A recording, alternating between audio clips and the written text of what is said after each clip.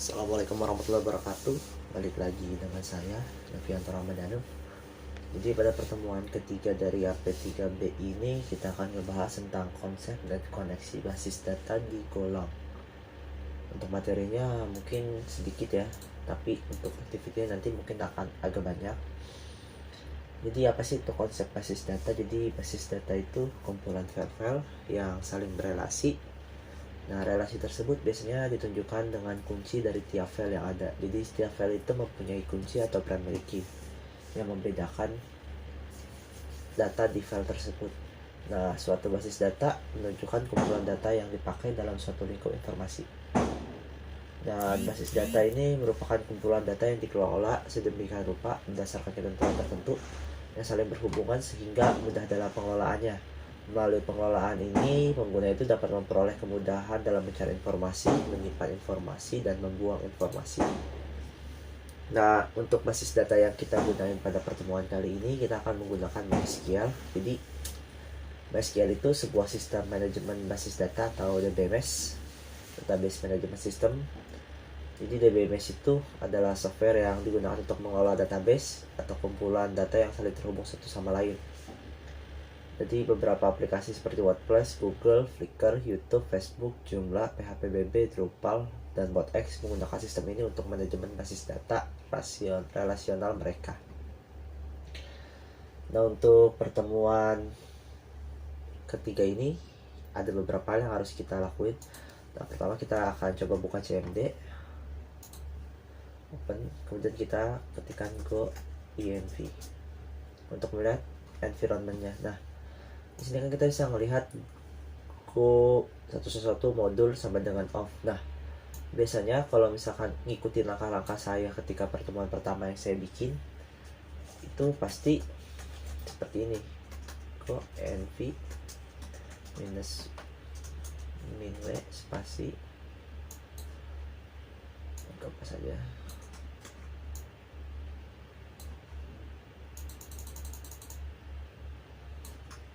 Pasti seperti ini ya, pasti. Nah, lihat lagi go modul sama dengan kosongannya.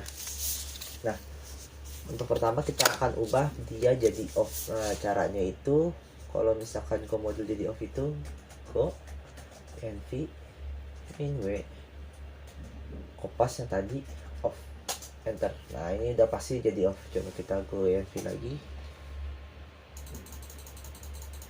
kita lihat. Nah, go modul sama dengan off.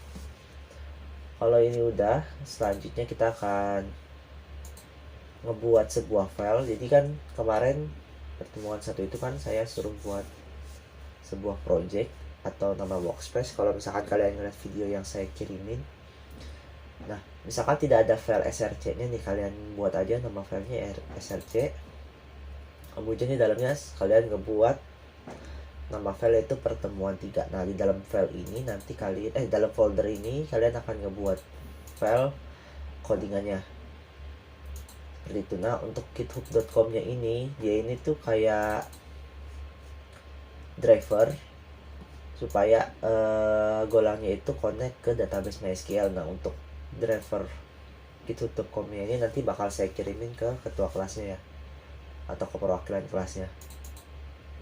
Di sini udah berhasil kan ya. Misal saya anggap kalian udah bisa ngebuat file nama pertemuan.3 dan nanti nge-extract file github.com nya ini. Langkah selanjutnya itu kalian harus mempunyai exampp. Untuk exampp ini kalian bisa langsung search aja di Google, kemudian kalian download exampp nya. Nah, kemudian kalian run untuk bagian Apache dan MySQL nya. Kalau sudah, kita akan ngebuat sebuah database menggunakan exampp. Nah, untuk masuk ke database MySQL-nya ini localhost /php myadmin. Mana sih localhost saya? Localhost /php myadmin. Nah, kalau misalkan untuk tunggu sebentar, nanti kita bakal masuk ke dalam database si MySQL nya.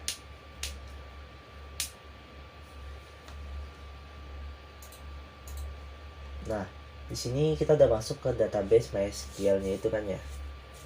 Untuk membuat sebuah database baru, pertama kita klik new nih di bagian kiri. Kemudian kita buat nama database-nya. Misal di sini saya buat nama database itu pertemuan 3 underscore coffee untuk. Nah, kalian nanti juga buat kayak gini ya, pertemuan 3 underscore nama kalian, kemudian klik create. Nah, selanjutnya di sini kita bakal langsung ngebuat sebuah tabel. Ingat, jumlah kolomnya itu yang bakal kita pakai pada pertemuan ini 5. Kemudian di sini nama tabel itu saya tbl underscore lhs ya. Kemudian klik go. Nah, selanjutnya kita akan ngebuat atributnya ataupun kolom-kolomnya. Misal di sini kode matkul, kemudian di sini matkulnya atau mata kuliahnya, kemudian di sini kita akan membuat harinya. Terus kita buat jam masuknya dan jam keluarnya. Nah, untuk kode matkul ini kita bakal pakai tipe data varchar, matkul juga varchar, dan hari kita bakal pakai varchar. Untuk INT ini kita bakal menggunakan time karena kita bakal pakai waktu ya. Untuk masuk dan keluar kita bakal pakai waktu kayak jam berapanya. Nah, untuk panjangnya kodenya itu panjang 10. Untuk nama mata kuliahnya kita panjang 30. Jadi panjang di situ maksudnya panjang karakternya, jadi bisa muat 30 karakter, dan untuk hari kita juga pakai 10 aja. Nah, setiap tabel itu harus mempunyai primary key. Jadi primary key itu sebuah data yang tidak boleh sama dalam satu tabel untuk membedakan data tersebut. Nah, di sini saya pakai kode matkul sebelum primary key. Nah, kalau sudah tinggal klik save. Untuk insert datanya gimana? Cara untuk masukin data ke dalam tabel ini, kita klik insert. Nah, di sini kalian bisa langsung memasukkan kayak kode matkulnya apa, sampai 1. Nah, mata kuliahnya misalkan algo 2. Kemudian hari apa, bisa masuk hari Rabu. Kemudian jam berapa? Di sini saya set jam 9. Emang agak susah, jam 9.30 sampai jam 12.30.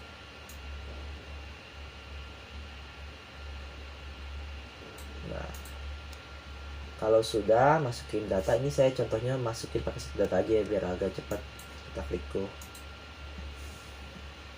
Nah, kalau kita bisa lihat di struktur atau di browse ini, nanti bakal ada kode matkulnya sudah masuk, nama mata kuliahnya, hari, jam masuknya, dan jam keluarnya. Kalau sudah, kita bakal langsung masuk ke codingannya. Nah, kita kan udah buat database-nya. Nah, selanjutnya kita bakal masuk ke codingannya. Jadi codingannya kali ini itu sebenarnya kita akan coba ngonekin doang antara Golang dengan database yang tadi saya buat. Dan di sini kita bakal nampilin output nilai dari database ini nih, isinya, supaya ngebuktiin bahwa sudah connect gitu. Nah, yang pertama pasti kita ngebuat package namanya itu main, dan kita akan mengimport beberapa fungsi seperti database/SQL. Di sini kan bisa kalian baca. Kemudian fungsi fmt dan fungsi ini nih. Ini fungsi driver ini github.com/go MySQL main driver/MySQL. Nah, ini itu bakal ngimport data yang ada di file github.com ini, go.sql.driver MySQL. Nah, jadi dalamnya ini itu berfungsi untuk menyambungkan atau mengkonekkan antara Golang tersebut dengan MySQL-nya. Kemudian di sini kita pakai underscore di sini tuh karena file github.com-nya ini itu sejajar sama file pertemuan 3. Nah, untuk kita ngebuat file mata kuliah.go-nya ini, jangan lupa ya kita buatnya di dalam file dalam folder pertemuan 3 ya. Di sini kita bisa dengan klik cara new file, kemudian tulis namanya matakuliah.go. Nah, selanjutnya kita ngebuat sebuah struktur bernama student. Di strukturnya ini itu bakal kita gunain untuk menyimpan data atau menampung data yang bakal kita panggil dari database ini. Nah, kemudian function connect ini berfungsi untuk ya seperti namanya mengkoneksikan antara program kita dengan database yang udah saya buat. Nah, di sini mungkin bisa kalian ketik aja, ikutin. Nanti yang paling berbeda itu di bagian sini nih, localhost /23307. Jadi 3307 ini kita bakal ngikutin port yang kita pakai. Untuk melihatnya di sini kan, untuk saya itu menggunakan 3307. Kalau untuk normalnya itu menggunakan 3306. Dan untuk nama database-nya ini samain dengan nama database yang tadi kalian buat ya. Di sini nih, pertemuan 3 Novianto. Seperti itu. Kemudian di sini ada percabangan. Kalau misalkan errornya tidak sama dengan nil, dia bakal mereturn nilai nil. Kemudian dia bakal mereturn database-nya dan nilai nil. Nah, kemudian di sini ada function get mahasiswa. Jadi function get mahasiswa ini dia bakal ngonekin si bahasa dengan database dengan cara memanggil function connect ya. Di atas sini nih. Kemudian kalau misalkan ada error, dia bakal nge-print tulisan error. Nah, di sini fungsi rows r (2) sama dengan db.query. Nah, di sini itu dia bakal manggil data dari tabel mahasiswa. Tabel mahasiswa itu yang tadi kita buat ya. Kalau misalkan ada error juga, dia bakal nge-print error. Kemudian di sini ada variabel bernama result yang tipe datanya itu array. Variabel bertipe result array dengan nama student. Nah, kemudian ini untuk for row.next ini perulangan yang kita gunain supaya setiap barisnya ini tuh kayak setiap datanya itu bakal menyimpan data setiap barisnya itu. Ini kan saya cuma ngebuat satu ya, tapi kalau misalkan di database yang sebelumnya saya buat, di sini saya udah buat 2 data, jadi masing-masing tuh bakal nyimpen kayak satu, kemudian bakal nyimpen satunya lagi gitu, kayak gitu sih. Kalau misalkan kurang jelas nanti bisa ditanya lagi ketika gimmick ya.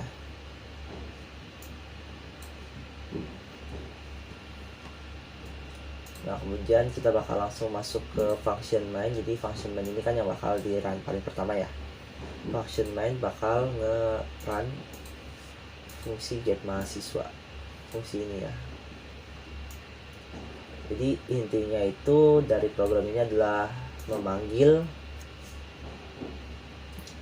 nilai yang ada di database yang udah kita buat ini supaya ditampilkan di program ini. Selanjutnya kita bisa langsung ke terminal, ke run mata kuliah.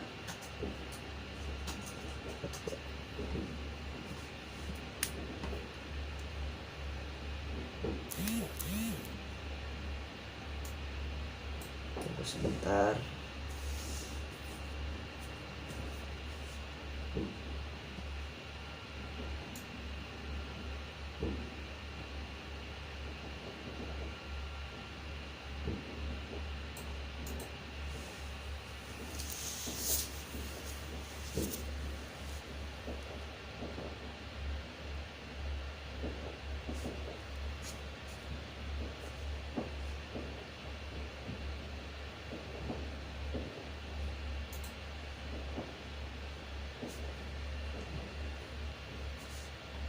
Nah, mungkin sorry kalau agak lama. Di sini kan bisa kita lihat dia bakal manggil 2 data.